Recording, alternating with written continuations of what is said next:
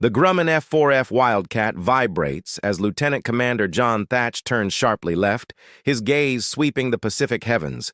The time is 09:30, June 4th, 1942. Midway's battle.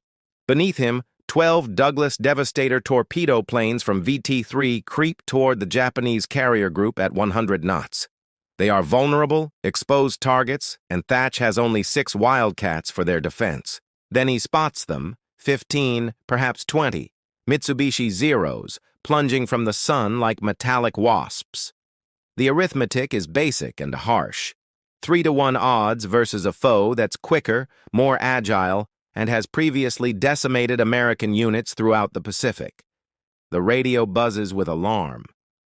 What Thach is unaware of, what all of them are unaware of, is that within the next 8 minutes, American naval air power will either confirm or denounce a strategy so paradoxical that high-ranking officers labeled it tactical self-destruction, a tactic devised not within a lab or flight simulation, but upon a dining table using kitchen matches in the dead of night. By December 1941, American fighter aviators were perishing at disastrous rates. At Wake Island, 8 Wildcats met staggering odds. 7 were downed. During the Battle of the Coral Sea in May 1942, U.S. fighters fought to shield their torpedo units, forfeiting several aircraft to the agile Zeros. The data painted a bleak picture. In early 1942 battles, Japanese fighters held kill ratios nearing 12-to-1. The Zero was a marvel. It could best in turning, climbing, and range anything America fielded airborne.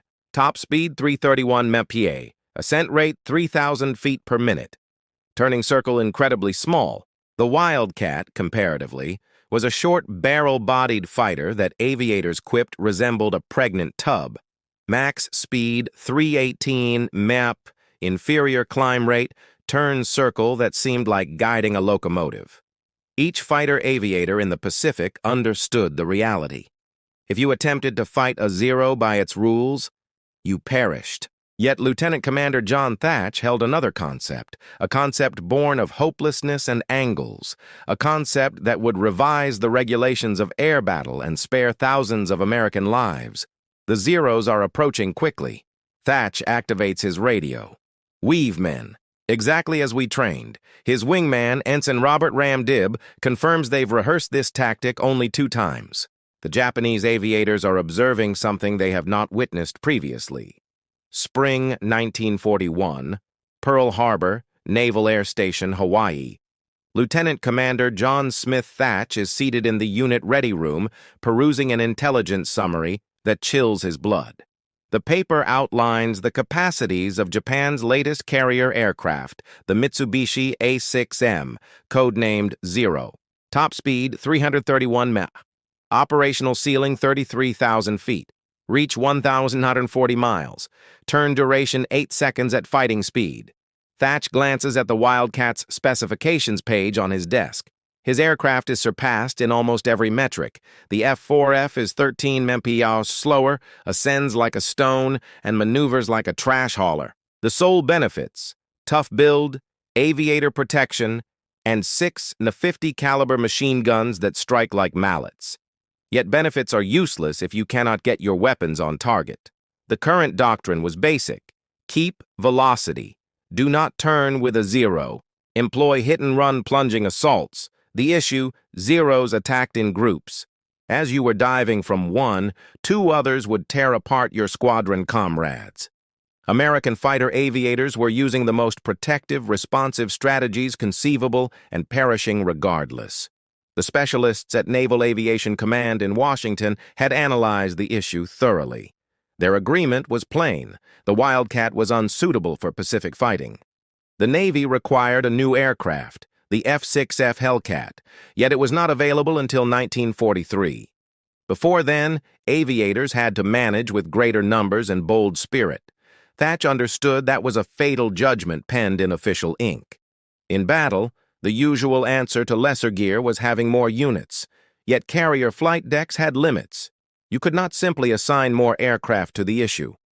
And despite numbers, units were being decimated. The Zeros would select one plane, swarm it using their better agility, and eliminate it before proceeding to the next target. It was orderly, deliberate, deadly. Senior strategists argued for improved training in fast passes. Avoid dogfighting, they stressed. Plunge in, shoot, plunge away. But torpedo bomber protectors could not plunge away. They needed to remain with the sluggish exposed devastators, and when fighters attempted to guard bombers, the Zeros just disregarded the protectors and butchered the assault aircraft first. The consequences couldn't be greater.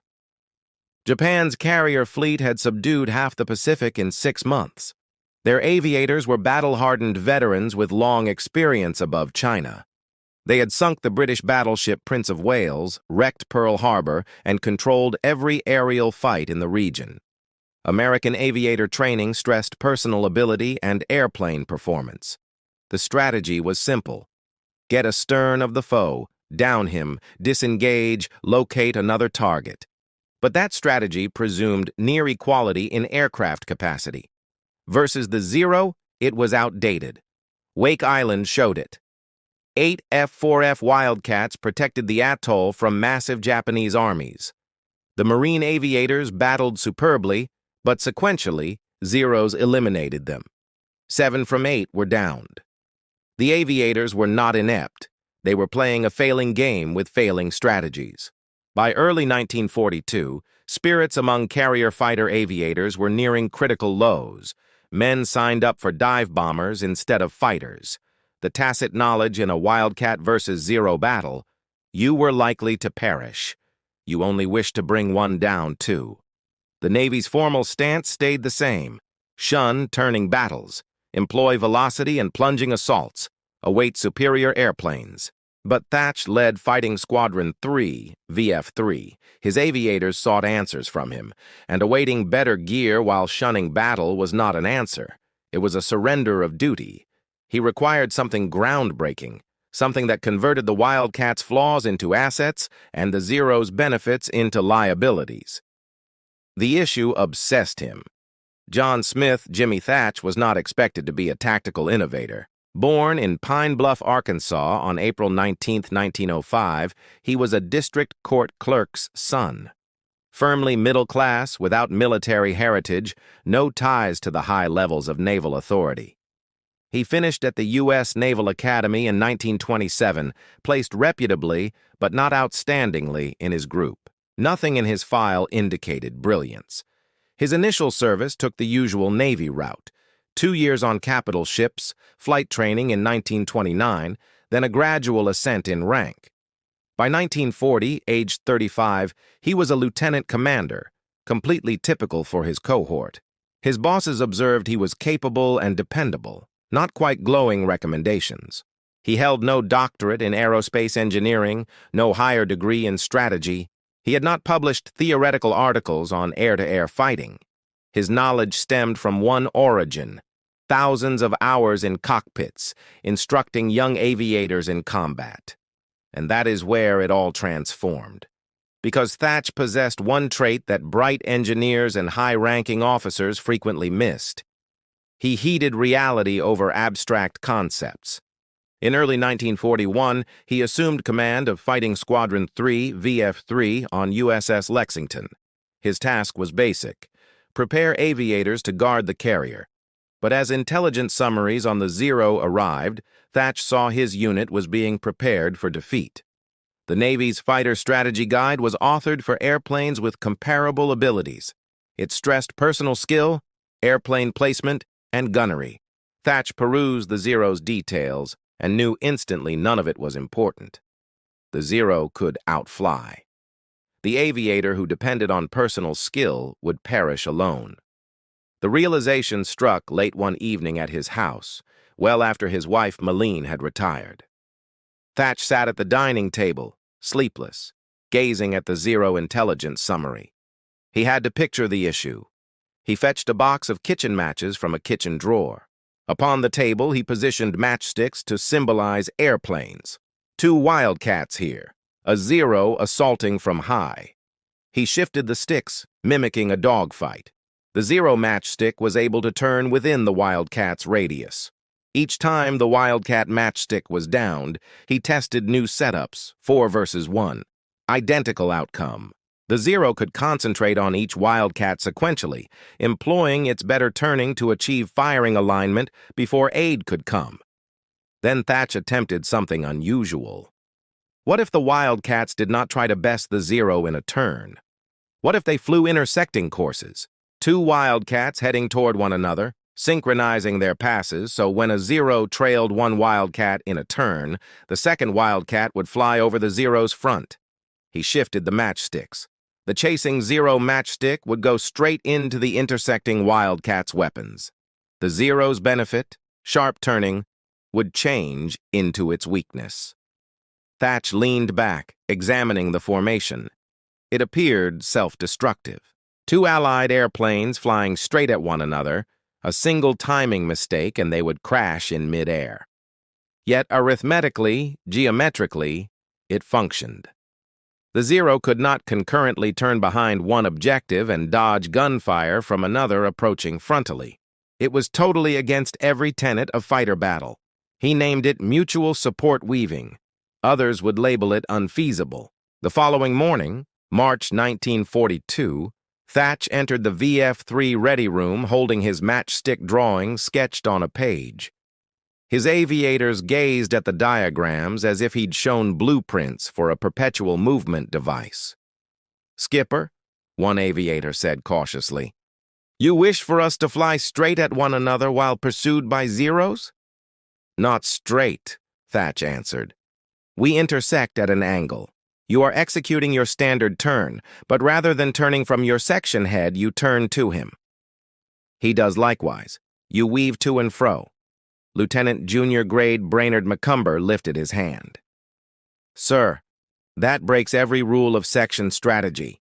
We are meant to keep separation to avoid blocking each other's shots or crashing against a matched foe." "Yes," Thach said, "but we are not facing a matched foe. We are facing an airplane that turns 3 seconds faster. Conventional section strategies are ineffective." The aviators traded looks. No one wished to oppose their squadron leader, but no one wished to perish in a mid-air crash either. Thach chose his top aviator to try the concept, Ensign Edward Butch O'Hare, already a fighting ace with 5 victories.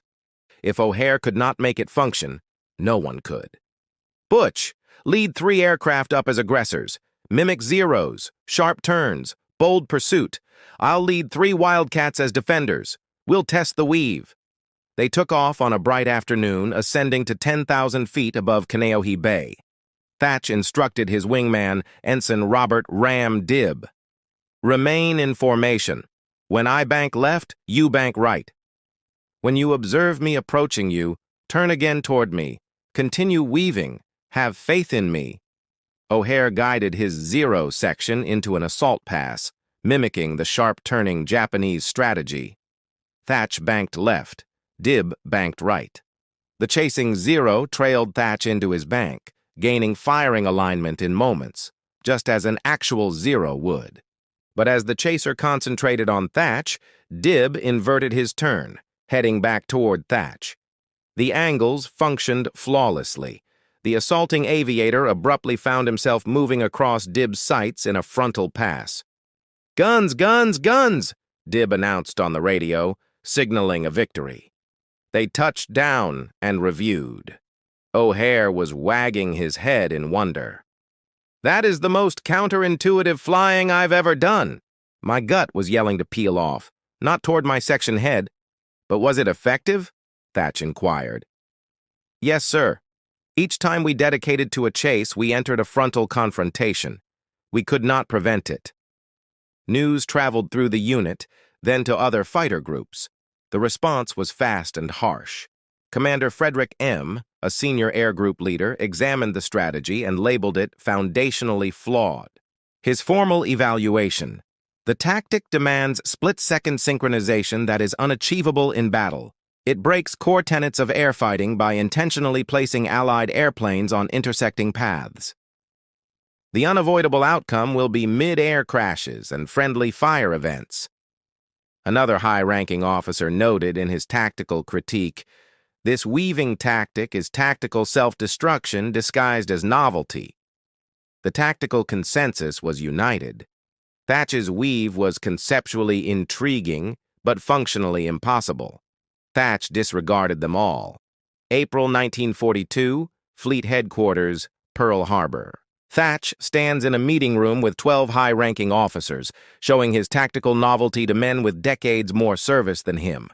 Captain George Murray, Lexington's Air Group leader, hears him politely, then poses the query on everyone's mind. Commander Thach, how often have you tried this tactic under battle conditions? 0, sir, but we've rehearsed it widely in training. Training against other Wildcats mimicking Zeros, not versus real Zeros piloted by battle-seasoned Japanese aviators. That is accurate, sir. Murray looks at the other officers.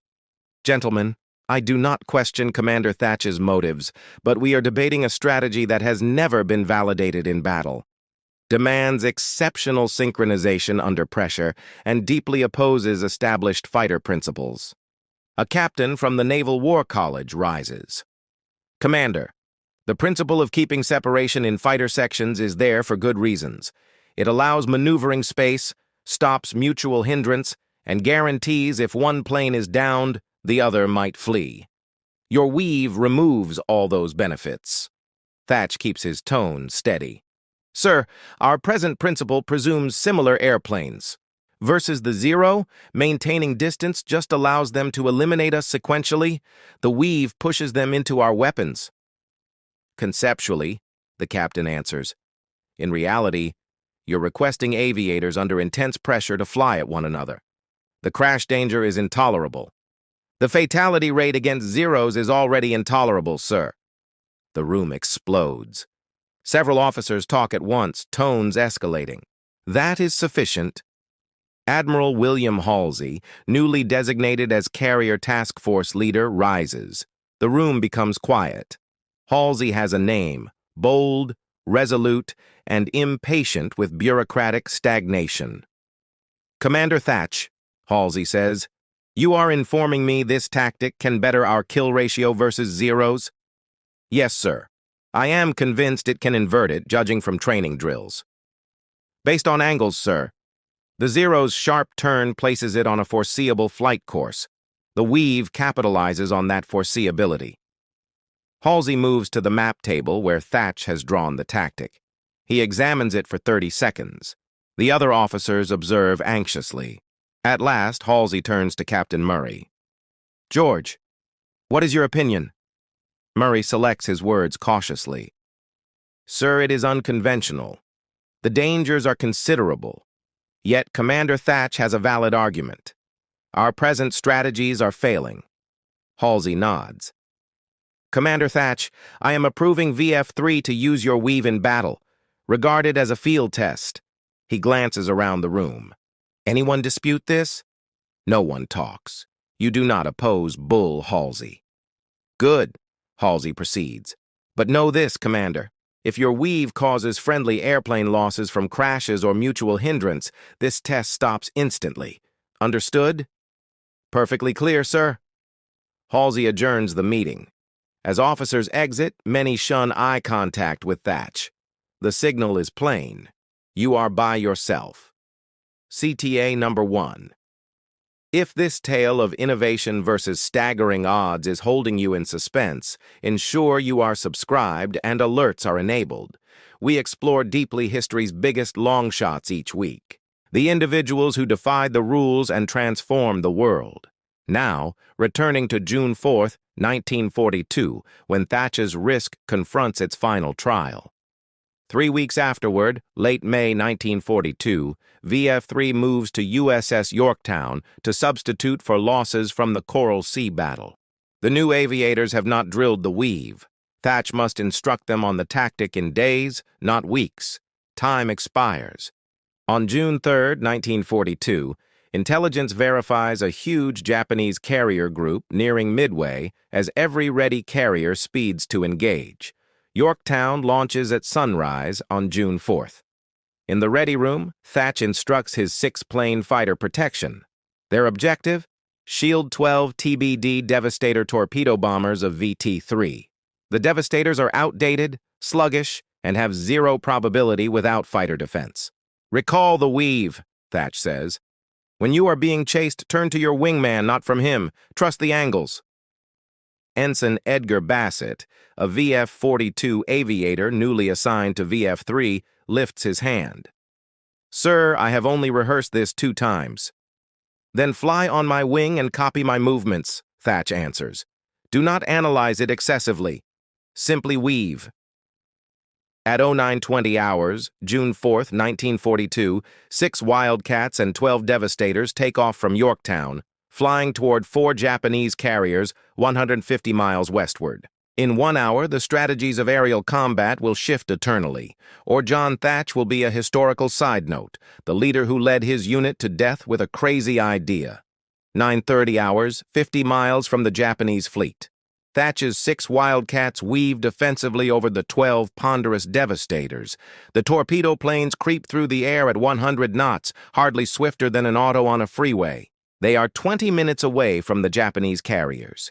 They do not arrive. The Zeros materialize like sorcery. Metallic gleams falling from 15,000 feet. Thach counts 15, perhaps 20. The Japanese aviators disregard the Wildcats at first, plunging directly for the Devastators. They understand the play. Destroy the assault aircraft first, clean up the fighters afterward. All Wildcats, this is Thach. Defensive weave now. Thach turns sharply left. His wingman, Ensign Robert Ram Dibb, turns right. They are moving apart, diverging, precisely contrary to every fighter strategy ever instructed. 3 Zeros split from the primary assault, aiming for Thach's section. The lead Zero, piloted by a seasoned Japanese aviator who downed Americans at Pearl Harbor and Coral Sea, targets Thach's Wildcat. The angles are ideal. The Zero is swifter, ascends better, turns sharper. The American is prey. The Zero aviator yanks his aircraft into a sharp left bank, equaling Thach's turn. His gun sight focuses on the short Wildcat. 3 extra seconds and he will get firing alignment. This is standard. This is how Zeros eliminate Wildcats. Then an event occurs that has not occurred previously. The Zero aviator spots another Wildcat heading straight at him, not banking away in alarm. Flying toward him, frontally, approaching at a joint velocity of 600 mph. The Zero aviator faces a split-second choice. Maintain the chase and fly into the approaching Wildcat's weapons or abandon the assault. He abandons. Survival impulse trumps aggression, but abandoning means forfeiting his firing alignment on Thach, and as the Zero aviator inverts his bank, Thach and Dibb intersect and invert their own banks, weaving again. Now, Thach has a shooting angle on the Zero that attempted his kill. 6 50-caliber machine guns thunder. The Zero's light build, maximized for velocity and distance, provides no defense. Protection was yielded for capability. The American rounds tear apart the Zero's motor and fuel containers. The Japanese aircraft, trailing smoke, flips inverted and corkscrews toward the sea. First victory. "It functions!" Dibb yells on the radio. "Skipper, it truly functions!" But there is no moment to rejoice. More Zeros flood in. The dogfight turns into a hectic dance of intersecting airplanes. Thach and Dibb weave non-stop, banking toward one another. Each time a Zero dedicates to a chase, the Japanese aviators grow progressively annoyed. Each time they gain firing alignment, another Wildcat shows up frontally. They cannot comprehend what is occurring. American aircraft are not meant to synchronize this way. They are meant to disperse, battle alone, perish alone. Lieutenant J.G. Brainerd Macomber and his wingman Ensign Edgar Bassett perform the weave in the next section.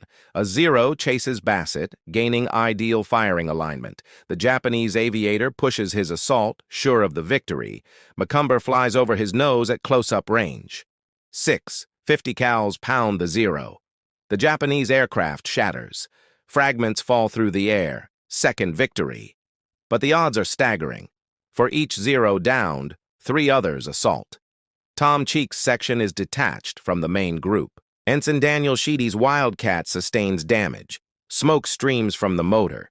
He reports he's struck, but keeps flying, declining to leave the formation. Beneath them, the Devastators are being butchered. Zeros mob the sluggish torpedo planes like piranhas. Sequentially, the TBDs detonate or spiral into the ocean. Of the 12 Devastators that took off from Yorktown, just 2 will endure. Thach wishes to aid them, but 6 Wildcats cannot shield 12 bombers from 20 Zeros. The arithmetic fails. All he is able to do is continue weaving, continue battling, continue downing Zeros. Third victory. Another Zero flies into Thach's weapons during a weave maneuver. Fourth victory. Ramdib intercepts a Zero ascending from a Devastator kill, oblivious to the Wildcat plunging at him. The battle endures 7 minutes. 7 minutes of non-stop banking, weaving, shooting.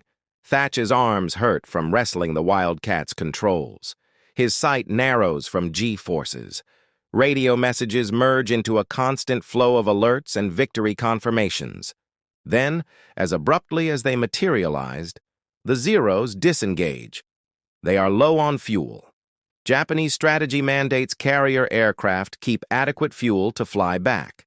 American aviators battle until their tanks are empty, ditching if required. The sky clears. Thach requests a formation status. 5 Wildcats answer. 1 is absent but not downed. Ensign Sheedy's harmed Wildcat could not stay in formation. He is returning to Yorktown solo, tending a smoking motor. All 6 aviators endure. Thach's weaving sections downed 4 Zeros confirmed, with 2 likely. More significantly, the Wildcat aviators battled over 15 hostile aircraft for 7 minutes and forfeited 0 airplanes to hostile action. The arithmetic has inverted. Facing staggering odds in airplanes lesser by every performance measure, employing a strategy deemed self-destructive by high-ranking officers, Fighting Squadron 3 accomplished something unparalleled. They battled Zeros to a stalemate, CTA-2. This is the reason we narrate these tales. Actual people employing novelty and bravery to defeat staggering odds. Press that like button if you wish to view more deep explorations of history's biggest tactical advances. We have more upcoming that will astound you. Now, let us discuss what occurred when news of this battle traveled. The battle summaries arrive at Admiral Nimitz's command center in hours. Staff officers who rejected the weave as conceptual folly now examine Thach's after-action summary with fresh perspectives. The data does not deceive. VF-3's 6 Wildcats battled around 15 to 20 Zeros, downed 4 confirmed, perhaps 6, and forfeited 0 airplanes to hostile aircraft. The kill-to-loss ratio, infinite. In contrast, other fighter units at Midway endured disastrous losses. Marine Fighter Squadron VMF-221 lost 15 of 25 aircraft. The unprotected Devastators from other carriers were almost annihilated. In 2 weeks, every fighter unit in the Pacific gets tactical memos outlining the Thach Weave. By August 1942, at the Battle of Guadalcanal, weaving strategies become normal practice for Navy and Marine Corps fighter aviators. The outcomes are self-evident. By 1942's end, Wildcat aviators attain a 9-to-1 kill ratio versus Japanese airplanes. The whole direction of the Pacific Air War changes. September 1942, Guadalcanal. A young Marine Corps aviator lands his damaged Wildcat at Henderson Field following a harsh dogfight.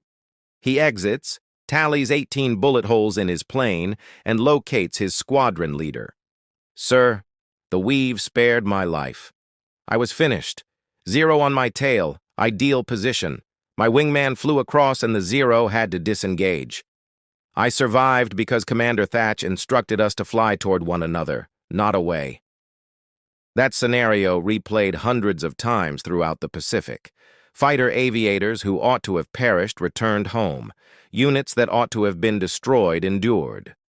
The data accumulated. By the war's conclusion, the Thach Weave had radically altered naval fighter strategy. It demonstrated that mutual aid, synchronization, and cooperation could conquer personal performance shortcomings. The concept affected fighter principles for generations. Contemporary fighter aviators still study variations of the weave. The fundamental concept, making a defensive alignment that converts your foe's aggression into weakness stays relevant.